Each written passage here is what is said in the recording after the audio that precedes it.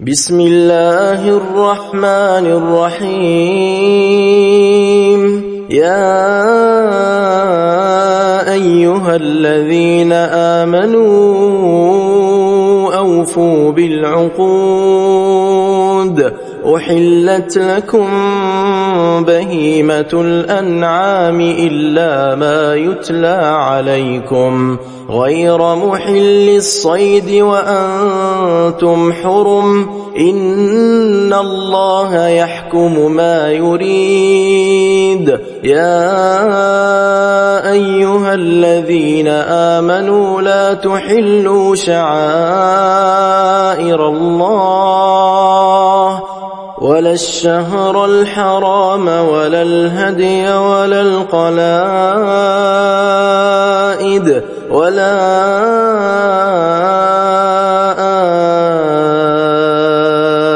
آمين البيت الحرام يبتغون فضلا من ربهم ورضوانا وإذا حللتم فاصطادوا ولا يجرمنكم شنآن قوم أن صدوكم عن المسجد الحرام أن تعتدوا وتعاونوا على البر والتقوى ولا تعاونوا على الإثم والعدوان واتقوا الله إن الله شديد العقاب حرمت عليكم الميتة والدم ولحم الخنزير وما أهل لغير الله به والمنخنقة والموقوذة والمتردية والنطيحة وما أكل السبع إلا ما ذكيتم وما ذبح على النصب وأن تستقسموا بالأزلام ذلكم فسق اليوم يئس الذين كفروا من دينكم فلا تخشوهم واخشون اليوم أكملت لكم دينكم وأتممت عليكم نعمتي ورضيت لكم الإسلام دينا فمن اضطر في مخمصة غير متجانف لإثم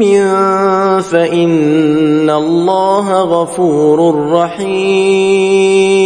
يسألونك ماذا أحل لهم قل أحل لكم الطيبات وما علمتم من الجوارح مكلبين تعلمونهن مما علمكم الله فكلوا مما أمسكن عليكم واذكروا اسم الله عليه واتقوا الله إن الله سريع الحساب اليوم أحل لكم الطيبات وطعام الذين أوتوا الكتاب حل لكم وطعامكم حل لهم والمحصنات من المؤمنات والمحصنات من الذين أوتوا الكتاب من قبلكم إذا آتيتموهن أجورهن محصنين غير مسافحين ولا متخذي أخدان ومن يكفر بالإيمان فقد حبط عمله وهو في الآخرة من الخاسرين يا أيها الذين آمنوا إذا قمتم إلى الصلاة فاغسلوا وجوهكم وأيديكم إلى المرافق وامسحوا برؤوسكم وأرجلكم إلى الكعبين وإن كنتم جنبا فاطهروا وإن كنتم مرضى أو على سفر أو جاء أحد منكم من الغائط أو لامستم النساء فلم تجدوا ماء فتيمموا صعيدا طيبا فامسحوا بوجوهكم وأيديكم منه ما يريد الله ليجعل عليكم من حرج ولكن يريد ليطهركم وليتم نعمته عليكم لعلكم تشكرون واذكروا نعمة الله عليكم وميثاقه الذي واثقكم به إذ قلتم سمعنا وأطعنا واتقوا الله إن الله عليم بذات الصدور يا أيها الذين آمنوا كونوا قوامين لله شهداء بالقسط ولا يجرمنكم شنآن قوم على ألا تعدلوا اعدلوا هو أقرب للتقوى واتقوا الله إن الله خبير بما تعملون وعد الله الذين آمنوا وعملوا الصالحات لهم مغفرة وأجر عظيم والذين كفروا وكذبوا بآياتنا أولئك أصحاب الجحيم يا أيها الذين آمنوا اذكروا نعمة الله عليكم إذ هم قوم أن يبسطوا إليكم أيديهم فكف أيديهم عنكم واتقوا الله وعلى الله فليتوكل المؤمنون ولقد أخذ الله ميثاق بني إسرائيل وبعثنا منهم 12 نقيبا وقال الله إني معكم لئن أقمتم الصلاة وآتيتم الزكاة وآمنتم برسلي وعزرتموهم وأقرضتم الله قرضا حسنا لأكفرن عنكم سيئاتكم ولأدخلنكم جنات تجري من تحتها الأنهار فمن كفر بعد ذلك منكم فقد ضل سواء السبيل فبما نقضهم ميثاقهم لعناهم وجعلنا قلوبهم قاسية يحرفون الكلم عن مواضعه ونسوا حظا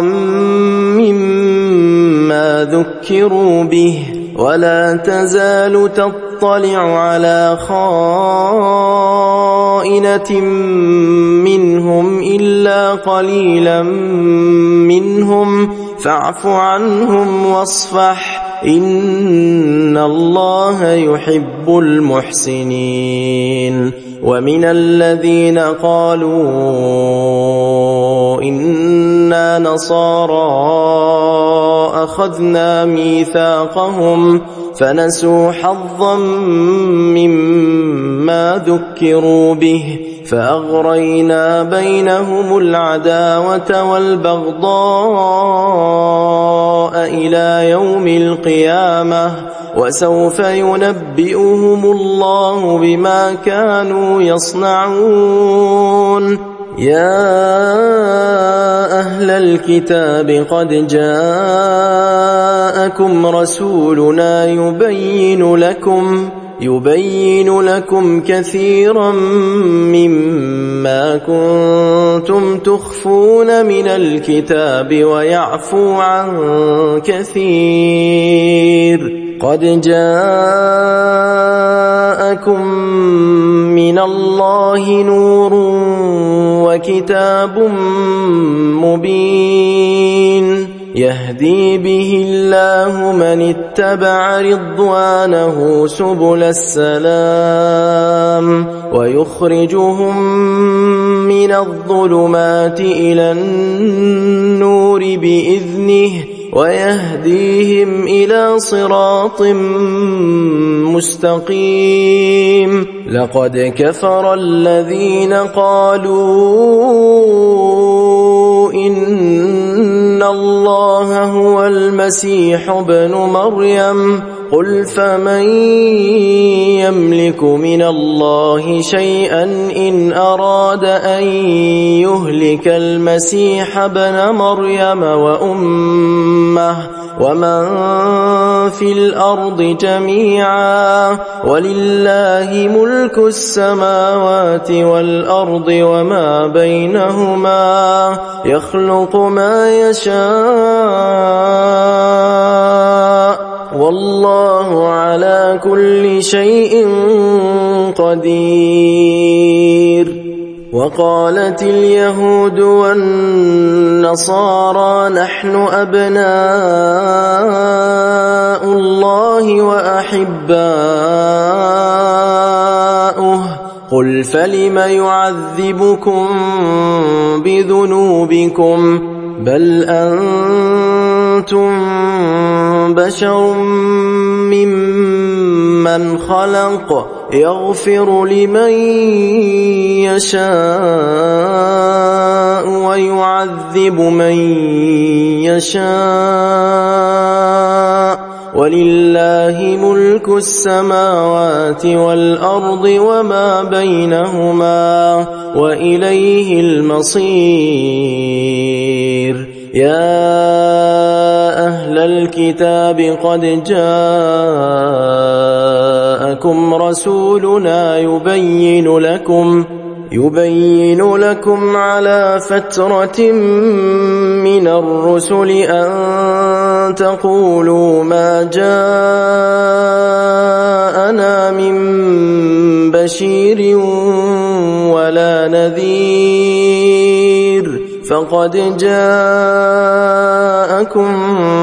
بشير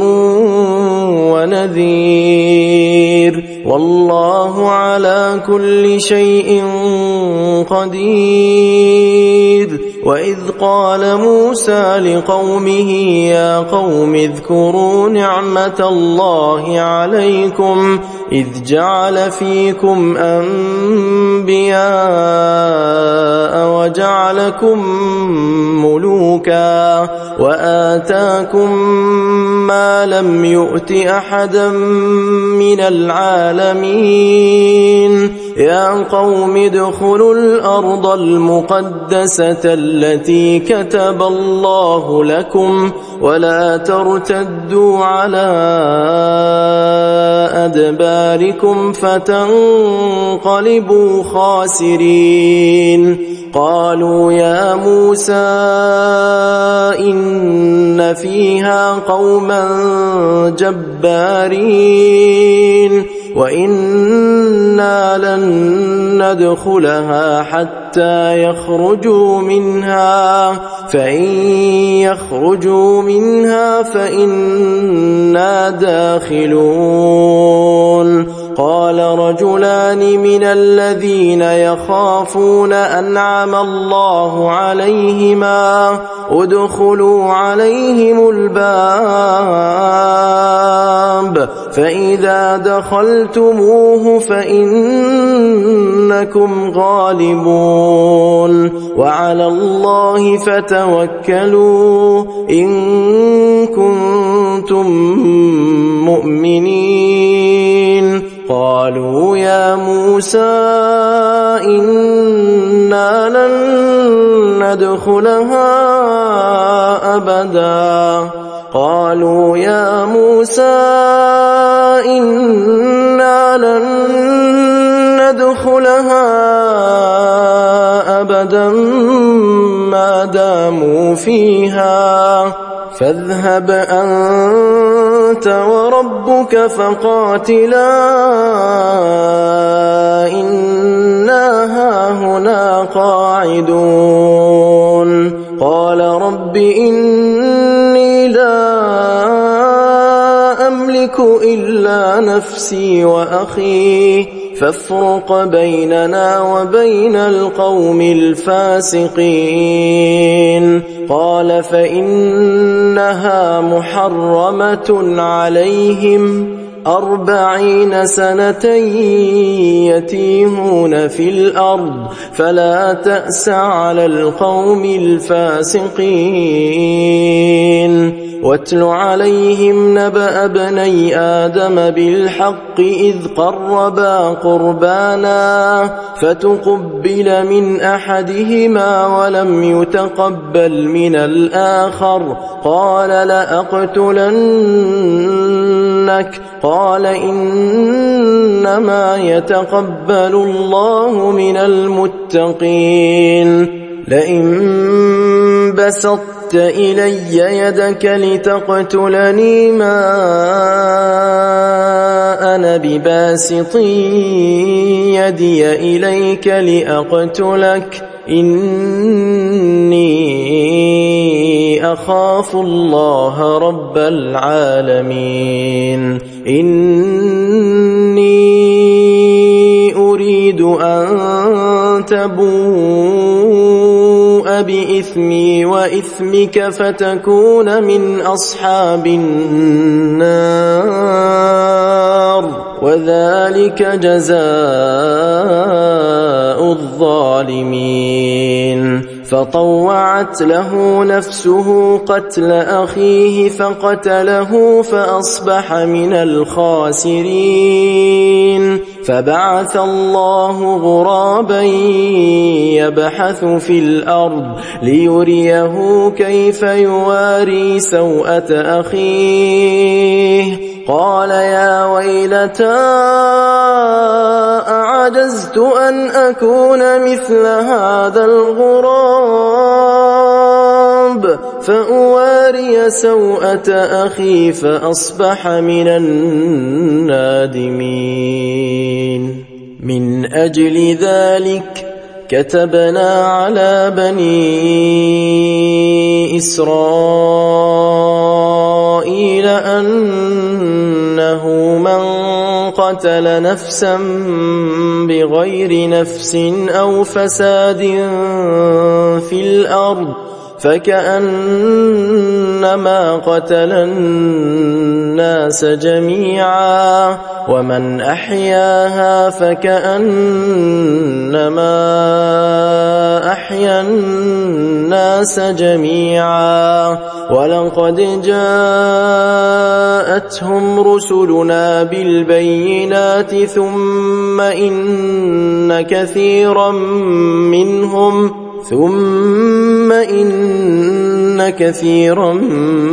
منهم بعد ذلك في الأرض لمسرفون إنما جزاء الذين يحاربون الله ورسوله ويسعون في الأرض فسادا أن يقتلوا أو يصلبوا أو تقطع أيديهم وأرجلهم من خلاف أو ينفوا من الأرض ذلك لهم خزي في الدنيا ولهم في الآخرة عذاب عظيم إلا الذين تابوا من قبل أن تقدروا عليهم فاعلموا أن الله غفور رحيم يا أيها الذين آمنوا اتقوا الله وابتغوا إليه الوسيلة وجاهدوا في سبيله لعلكم تفلحون إن الذين كفروا لو أن لهم ما في الأرض جميعا ومثله معه ليفتدوا به من عذاب يوم القيامة ما تقبل منهم ولهم عذاب أليم يريدون أن يخرجوا من النار وما هم بخارجين منها ولهم عذاب مقيم والسارق والسارقة فاقطعوا أيديهما جزاء بما كسبا نكالا من الله والله عزيز حكيم فمن تاب من بعد ظلمه وأصلح فإن الله يتوب عليه إن الله غفور رحيم ألم تعلم أن الله له ملك السماوات والأرض يعذب من يشاء ويغفر لمن يشاء والله على كل شيء قدير يا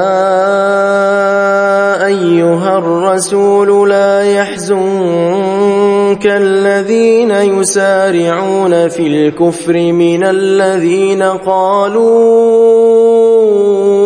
آمنا بأفواههم ولم تؤمن قلوبهم ومن الذين هادوا سماعون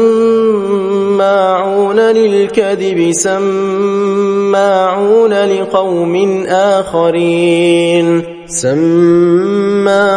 لقوم آخرين لم يأتوك يحرفون الكلم من بعد مواضعه يقولون إن أوتيتم هذا فخذوه وإن لم تؤتوه فاحذروا ومن يرد الله فتنته فلن تملك له من الله شيئا أولئك الذين لم يرد الله أن يطهر قلوبهم لهم في الدنيا خزي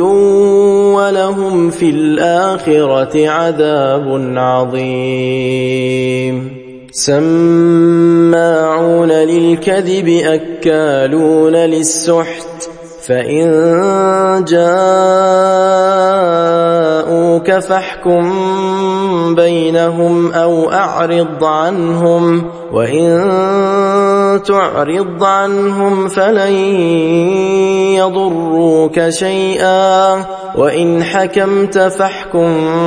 بينهم بالقسط إن الله يحب المقسطين وكيف يحكمونك وعندهم التوراة فيها حكم الله ثم يتولون من بعد ذلك وما أولئك بالمؤمنين إنا أنزلنا التوراة فيها هدى ونور يحكم بها النبيون الذين أسلموا للذين هادوا والربانيون والأحبار بما استحفظوا من كتاب الله وكانوا عليه شهداء فلا تخشوا الناس واخشوني ولا تشتروا بآياتي ثمنا قليلا ومن لم يحكم بما أنزل الله فأولئك هم الكافرون وكتبنا عليهم فيها أن النفس بالنفس والعين بالعين والأنف بالأنف والأذن بالأذن والسن بالسن والجروح قصاص فمن تصدق به فهو كفارة له ومن لم يحكم بما أنزل الله فأولئك هم الظالمون وقفينا على آثارهم بعيسى ابن مريم مصدقا لما بين يديه من التوراة وآتيناه الإنجيل فيه هدى ونور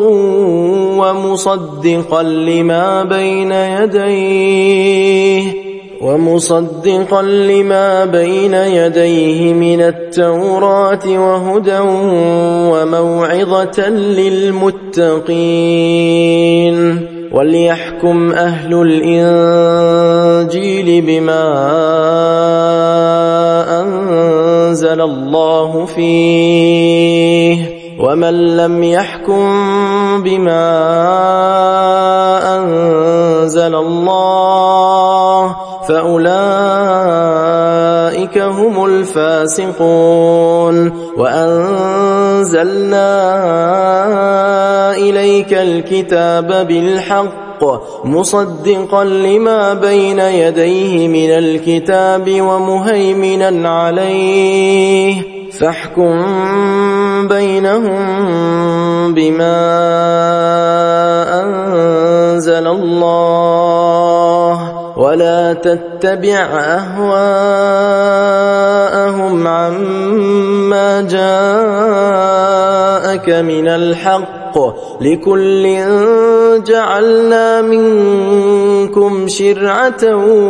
ومنهاجا ولو شاء الله لجعلكم أمة واحدة ولكن ليبلوكم فيما آتاكم فاستبقوا الخيرات إلى الله مرجعكم جميعا فينبئكم بما كنتم فيه تختلفون وأن احكم بينهم بما أنزل الله الله ولا تتبع أهواءهم واحذرهم أن يفتنوك عن بعض ما أنزل الله إليك فإن تولوا فاعلم أنما يريد الله أن يصيبهم ببعض ذنوبهم وإن كثيرا من الناس لفاسقون أفحكم الجاهلية يبغون ومن أحسن من الله حكما لقوم يوقنون يا أيها الذين آمنوا لا تتخذوا اليهود والنصارى أولياء بعضهم أولياء بعض ومن يتولهم منكم فإنه منهم إن الله لا يهدي القوم الظالمين فترى الذين في قلوبهم مرض يسارعون فيهم يقولون نخشى أن تصيبنا دائرة فعسى الله أن يأتي بالفتح أو أمر من عنده فيصبحوا على ما أسروا في أنفسهم نادمين ويقول الذين آمنوا أهؤلاء الذين أقسموا بالله جهد أيمانهم إنهم لمعكم حبطت أعمالهم فأصبحوا خاسرين يا أيها الذين آمنوا من يرتد منكم عن دينه فسوف يأتي الله بقوم يحبهم ويحبونه أذلة على المؤمنين أعزة على الكافرين يجاهدون في سبيل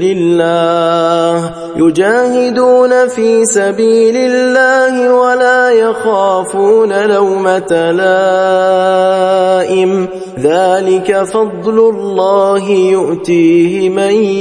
يشاء والله واسع عليم إنما وليكم الله ورسوله والذين آمنوا الذين يقيمون الصلاة ويؤتون الزكاة وهم راكعون ومن يتول الله ورسوله والذين آمنوا فإن حزب الله هم الغالبون يا أيها الذين آمنوا لا تتخذوا الذين اتخذوا دينكم هزوا ولعبا من الذين أوتوا الكتاب من قبلكم والكفار أولياء واتقوا الله إن كنتم مؤمنين وإذا ناديتم إلى الصلاة اتخذوها هزوا ولعبا ذلك بأنهم قوم لا يعقلون قل يا أهل الكتاب هل تنقمون منا إلا أن آمنا بالله وما أنزل إلينا وما أنزل من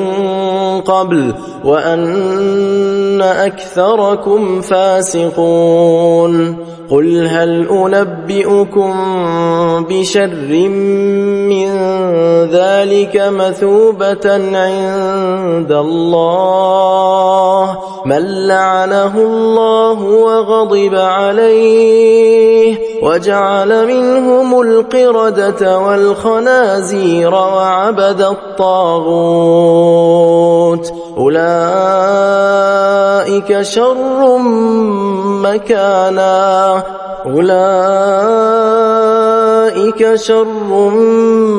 مكانا وأضل عن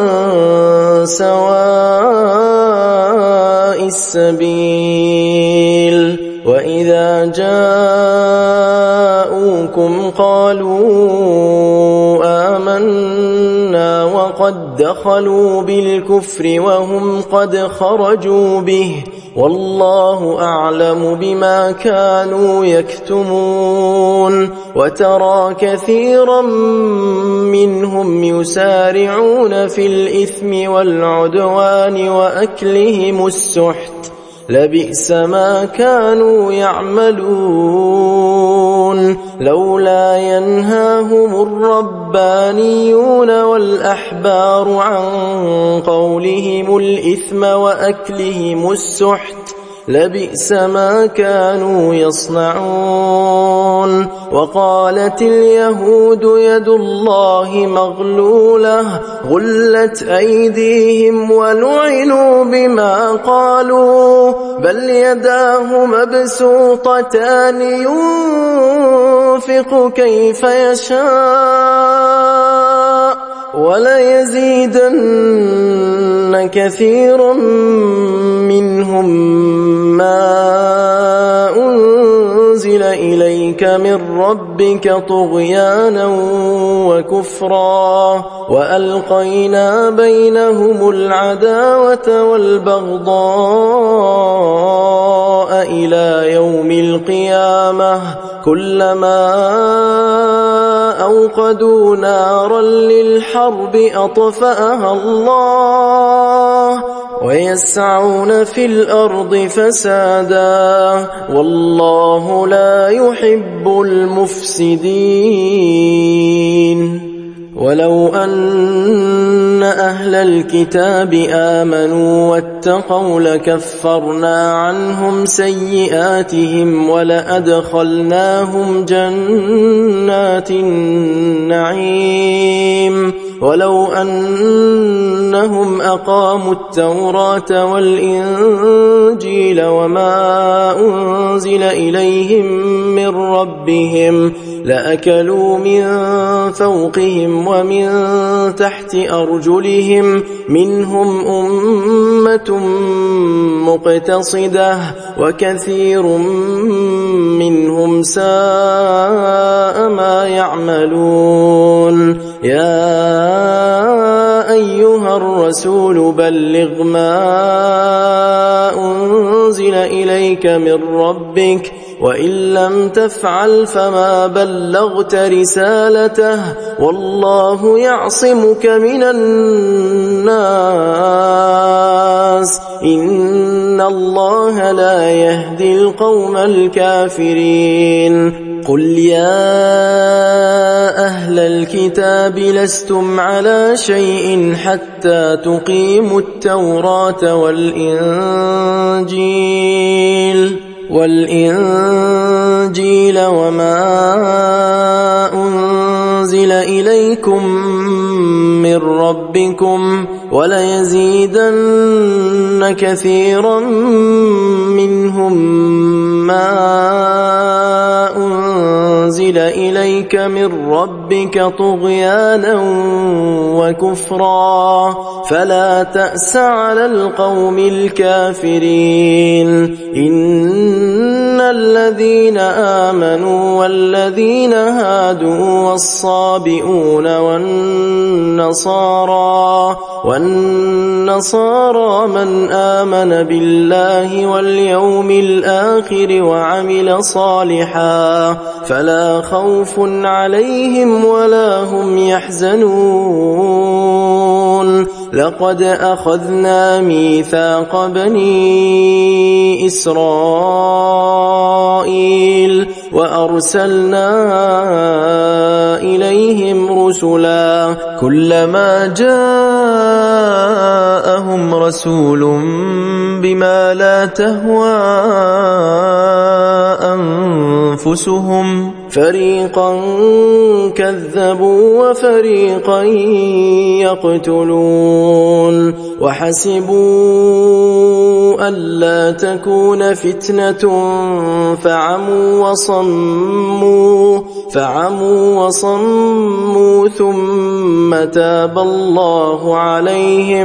ثم تاب الله عليهم ثم عموا وصموا كثير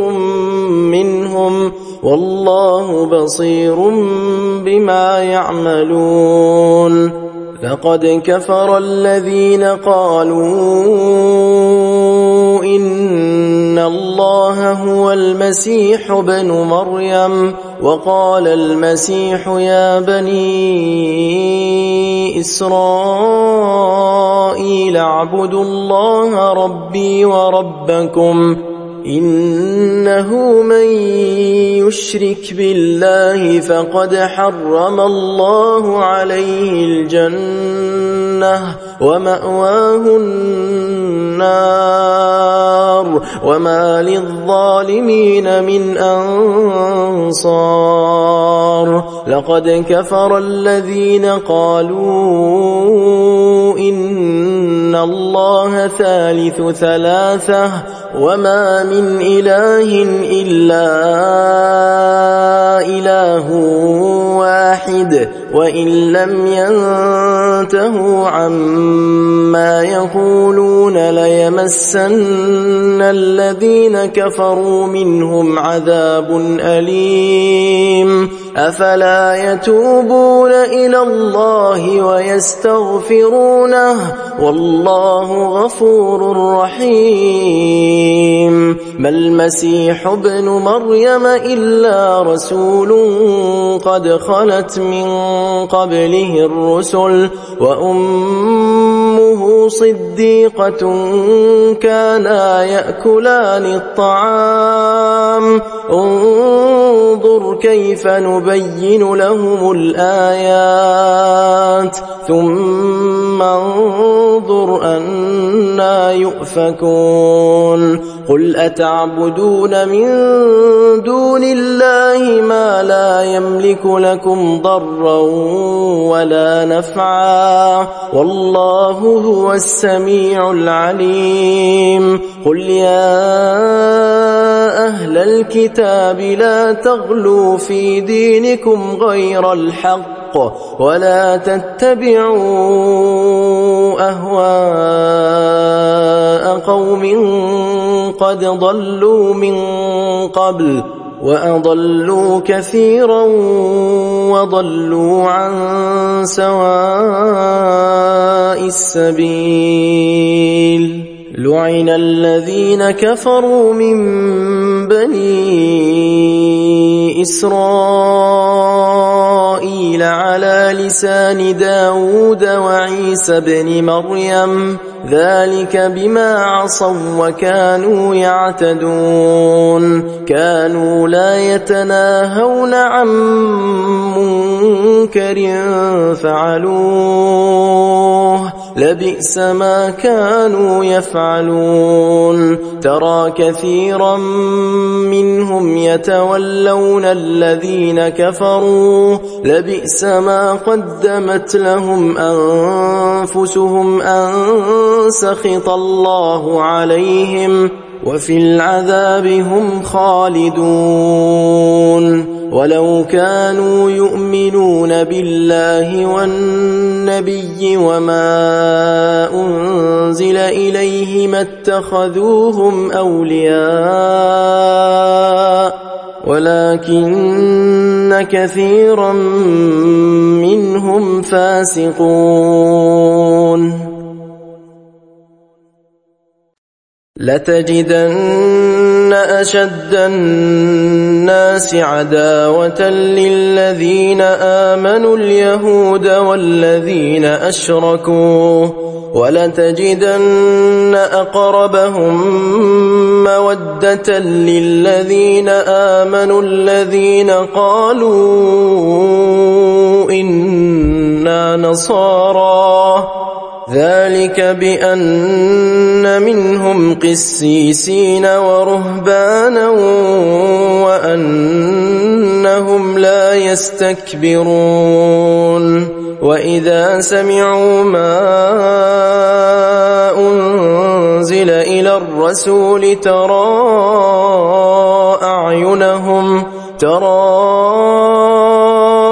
أعينهم تفيض من الدمع مما عرفوا من الحق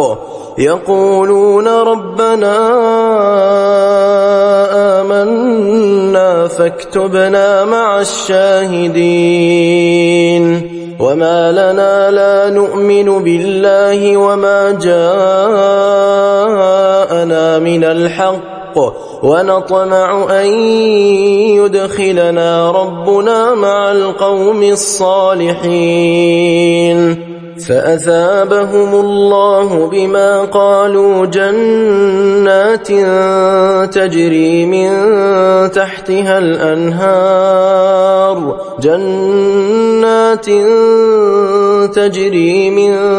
تحتها الأنهار خالدين فيها وذلك جزاء المحسنين والذين كفروا وكذبوا بآياتنا أولئك أصحاب الجحيم يا أيها الذين آمنوا لا تحرموا طيبات ما أحل الله لكم ولا تعتدوا إن الله لا يحب المعتدين وكلوا مما رزقكم الله حلالا طيبا واتقوا الله الذي أنتم به مؤمنون لا يؤاخذكم الله باللغو في أيمانكم ولكن يؤاخذكم بما عقدتم الأيمان فكفارته إطعام 10 مساكين من أوسط ما تطعمون أهليكم أو كسوتهم أو تحرير رقبة فمن لم يجد فصيام 3 أيام ذلك كفارة أيمانكم إذا حلفتم واحفظوا أيمانكم كذلك يبين الله لكم آياته لعلكم تشكرون يا أيها الذين آمنوا إنما الخمر والميسر والأنصاب والأزلام رجس من عمل الشيطان فاجتنبوه لعلكم تفلحون إنما يريد الشيطان أن يوقع بينكم العداوة والبغضاء في الخمر والميسر ويصدكم عن ذكر الله وعن الصلاة فهل أنتم منتهون وأطيعوا الله وأطيعوا الرسول واحذروا فإن توليتم فاعلموا أنما على رسولنا البلاغ المبين ليس على الذين آمنوا وعملوا الصالحات جناح فيما طعموا إذا ما اتقوا إذا ما اتقوا وآمنوا وعملوا الصالحات ثم اتقوا وآمنوا ثم اتقوا وأحسنوا والله يحب المحسنين. يا أيها الذين آمنوا ليبلونكم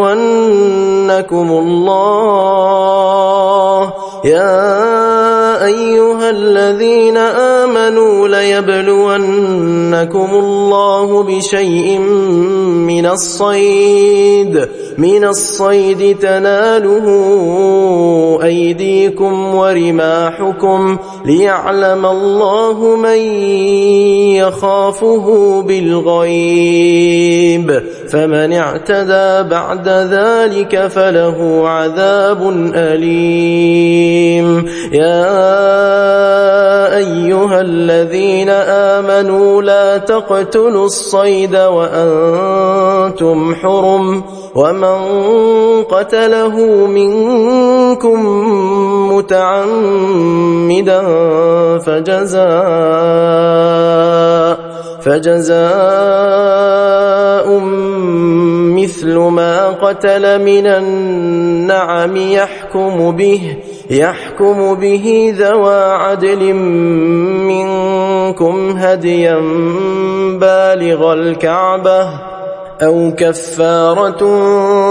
طعام مساكين أو عدل ذلك صياما ليذوق وبال أمره، عفى الله عما سلف ومن عاد فينتقم الله منه والله عزيز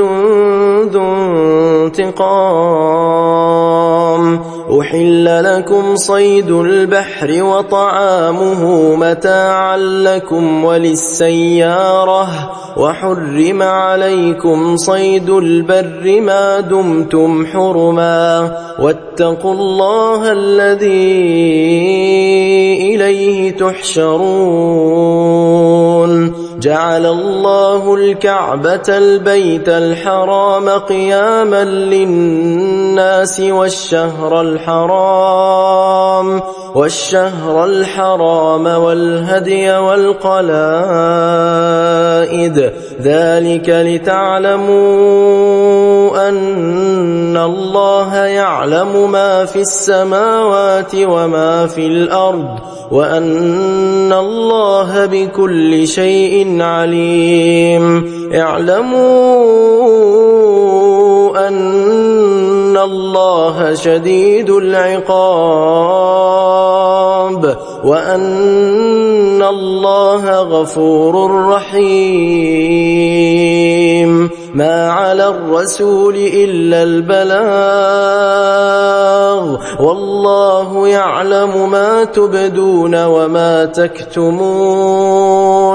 قل لا يستوي الخبيث والطيب ولو أعجبك كثرة الخبيث، فاتقوا الله يا أولي الألباب لعلكم تفلحون. يا أيها الذين آمنوا لا تسألوا عن أشياء إن تبد لكم تسؤكم، وإن تسألوا عنها حين ينزل القرآن تبد لكم عفى الله عنها والله غفور حليم.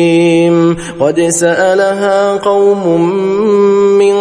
قبلكم ثم أصبحوا بها كافرين. ما جعل الله من بحيرة ولا سائبة ولا وصيلة ولا حام، ولكن الذين كفروا يفترون على الله الكذب وأكثرهم لا يعقلون. وإذا قيل لهم تعالوا إلى ما أنزل أنزل الله وإلى الرسول قالوا حسبنا ما وجدنا عليه آباءنا أولو كان آباؤهم لا يعلمون شيئا ولا يهتدون يا أيها الذين آمنوا عليكم أنفسكم لا يضركم من ضل إذا اهتديتم إلى الله مرجعكم جميعا فينبئكم بما كنتم تعملون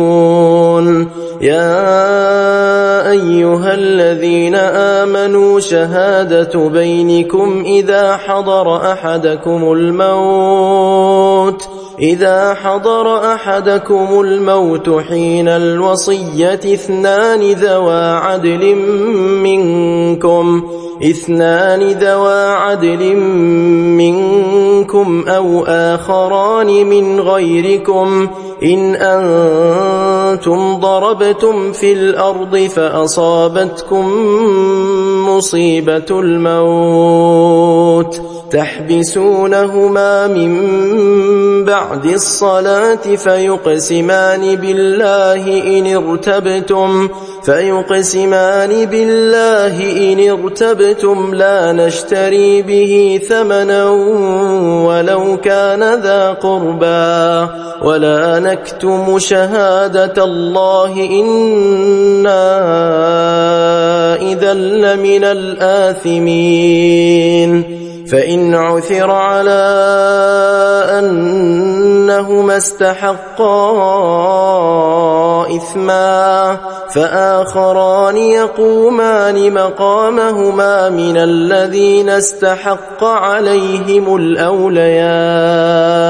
فيقسمان بالله لشهادتنا أحق من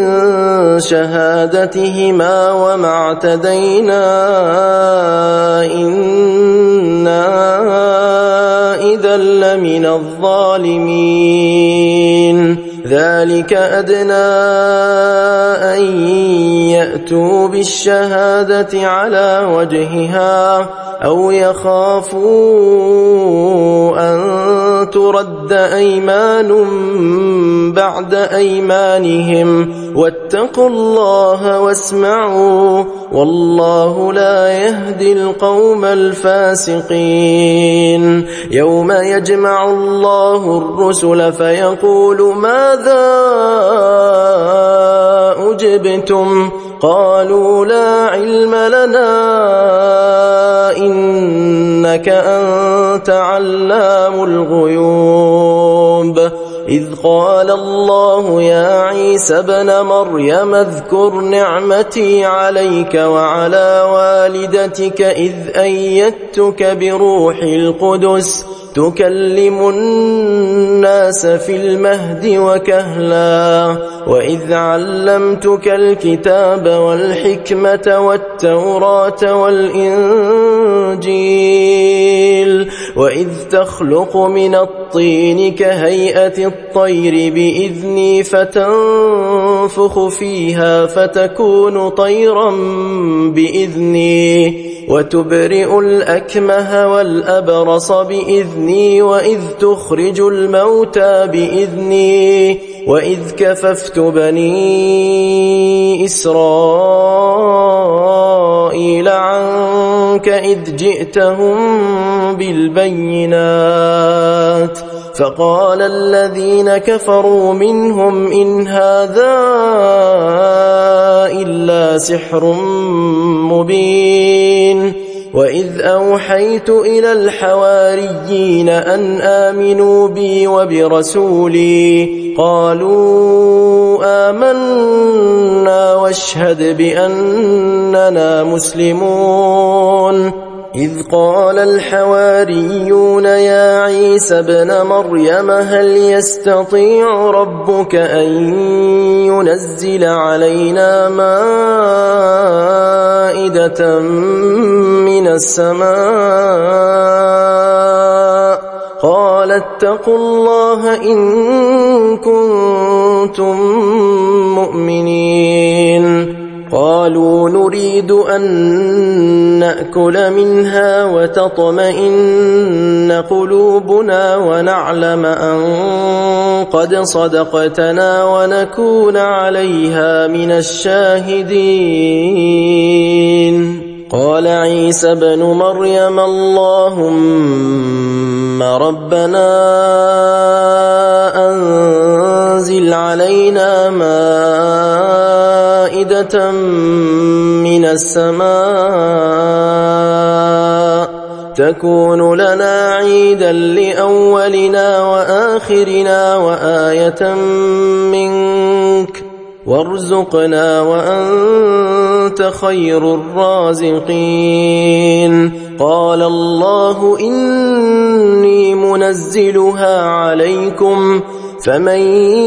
يكفر بعد منكم فإني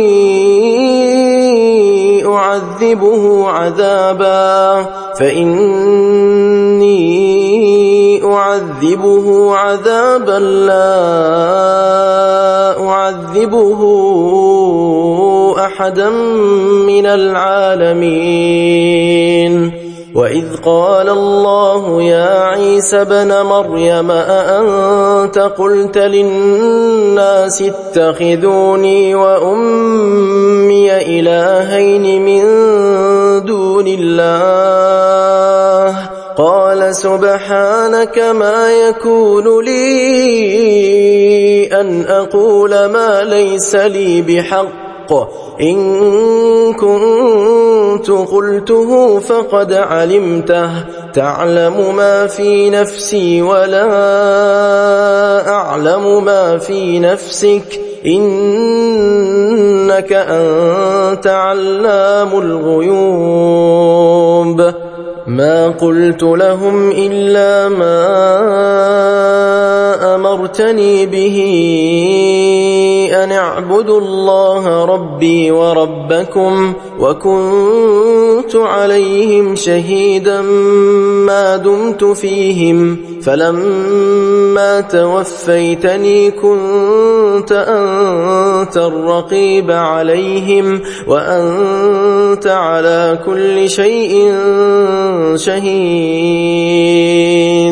إن تعذبهم فإنهم عبادك وإن تغفر لهم فإنك أنت العزيز الحكيم قال الله هذا يوم ينفع الصادقين صدقهم لهم جنات تجري من تحتها الأنهار خالدين فيها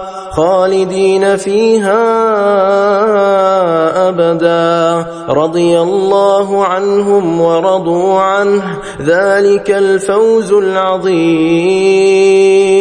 لله ملك السماوات والأرض وما فيهن وهو على كل شيء قدير